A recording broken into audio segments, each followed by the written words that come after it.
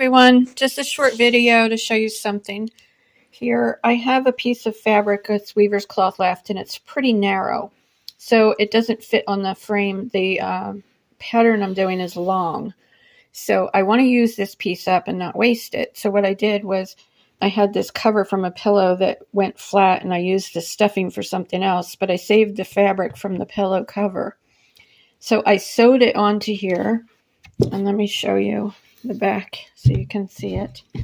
I just stitched it on my sewing machine with like a 1/4 inch allowance and then stretched it over my frame. And that's it. So save the fabric from anything that you were going to originally throw away, because you might be able to use it for this, even if it's ugly fabric. As long as it's clean, it'll work.